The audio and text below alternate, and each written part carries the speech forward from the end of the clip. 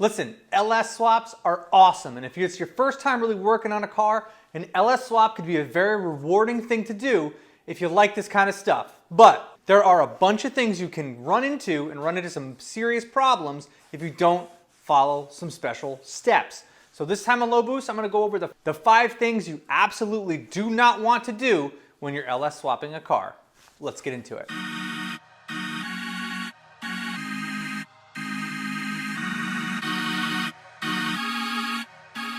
If you're new to the channel, this is my BMW E36 Turbo LS swap. I have about 64 episodes on this car, so if you're interested in learning a lot more on how to do an LS swap, specifically in a BMW E36, hit that subscribe button because there's tons of videos on it. I did the entire swap just about in this little garage here on my QUICKJACKS. And some of my experiences can actually really help you guys. I'm gonna go over the first thing not to do now and maybe the most important.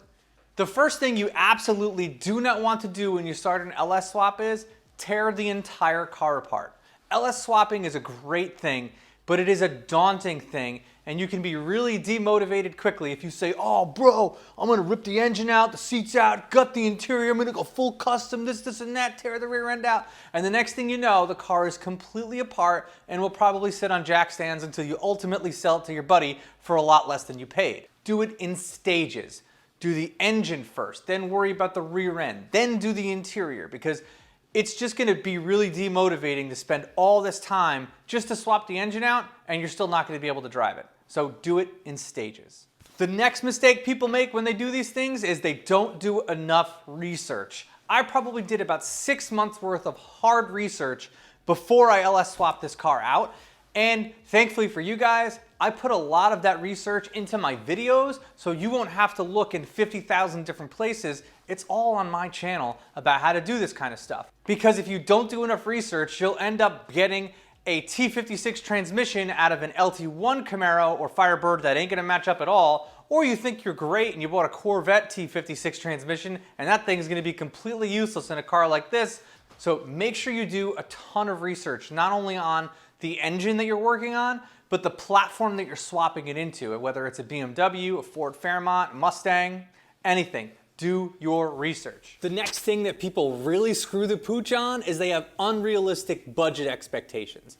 And I know it's all over the place. You think you can go buy a junkyard LS engine and throw it in. You buy the engine for $300 and it's only gonna cost you $1,500 to do the whole swap. There are people that do that, but there are 2 things you need to be sure of when you're gonna start doing that. Are you a really good welder? Can you fabricate really well? Save you on motor mounts and transmission mounts and brackets and all that stuff. And 2, are you okay with it looking like absolute dog shit? Because if you want the Corvette engine covers, you need an LS6 intake, then you need all the F-body Camaro accessories. So if you want it to look nice and not stick out of the hood, you're gonna spend money. And the engine is the absolute cheapest part of an LS swap. The transmission is expensive. All of the hoses, piping. If you're gonna do a turbo, you gotta get the entire hot side, the exhaust kit, the radiator, all these things add up. I think personally, if you wanna do a really dirt cheap budget LS swap where you're gonna fabricate and weld the entire exhaust system and brackets and motor mounts and do all the wiring yourself, you can do it for less than $4,500. But it's gonna look like dog shit because you're not gonna have all the good, nice, shiny pieces. I think you could do it for, realistically, if you want it to look nice and be sorted on any car, you're looking at least $7,500 to do it properly. It is cheaper if you want an automatic transmission. It is faster, but it just doesn't drive the same. The manual transmission in this car cost me $2,000 just to buy, and that was the single most expensive part of my entire project. It is totally worth it, but it would have been cheaper if I went auto. The next thing you don't want to do when you're doing an LS swap is you don't want to be using the wrong tools. And I hope you're not using either of these things for most of the things that you're going to be doing with your LS swap.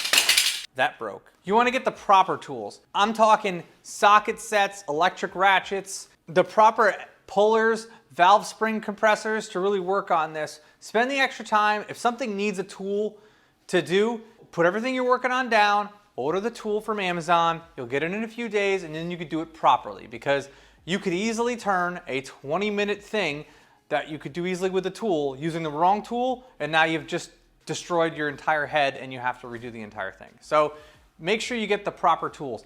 not only just tools, but lifts. I know a lot of guys like to do things on jack stands, and I've done a lot of stuff on jack stands myself.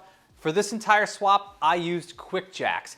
They're really great, they're really safe. I can get the car up and down rather quickly, and I still could take the entire engine and transmission out on the QUICKJACKS because there's nothing in the middle while you're working on it. I'll put a link to some QUICKJACKS in the description below. Check them out, they're on Amazon. If you use the links, they also help our channel out. I really appreciate your guys' support. Thanks. And finally, the last, and in my opinion, the most important thing that people don't do when they're doing LS swaps is they don't have enough patience. These things take time, and I don't care how well versed you are at doing this, you're gonna run into some snags and you're gonna run into some problems. Me, for example, I had the old engine out of this and the new engine in, this engine here, running and driving in 3 months' time. But because I went turbo, it took me almost a year and a half to have this thing actually ripping and roaring how it was supposed to be, just because there was just kinks I had to work out along the way, and this was my first swap. And I feel like there were a number of times when I was doing this that I felt like I wanted to give up, and you just have to have patience. Everything will work itself out. Do more research, take more time, don't rush it, don't half-ass something just to get the car running and driving, because that thing you half-assed is probably gonna break, and you're gonna have to redo it all over later. Buy once, cry once. Trust me. Wait a second. Bonus tip, guys. Totally blanked my mind when I shot this video, and I really think it's another really important thing you guys have to be mindful of. Build your engine for the horsepower goal you want before you start your build. If you want 500, 600, 700, 800, 1,000, 1,500, build the engine for exactly what the maximum power goals you want before you start your build, because there's a lot of parts that you might have to swap out if you want more power later, and you're gonna regret it. For example, I got a McLeod RST clutch because I'm like, oh, I don't wanna make more than 500, 600 horsepower, and that thing didn't cut it at all. It blew almost immediately once I turned the boost up.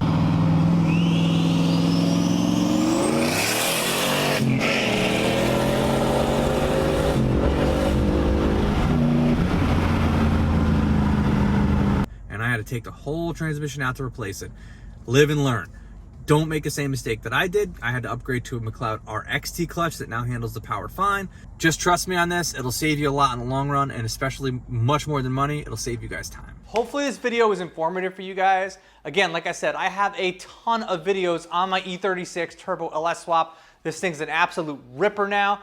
I got a lot of information on it, so if you're looking at that kind of stuff, make sure you guys hit the subscribe button. Thank you very much for watching, and I'll catch you in the next one.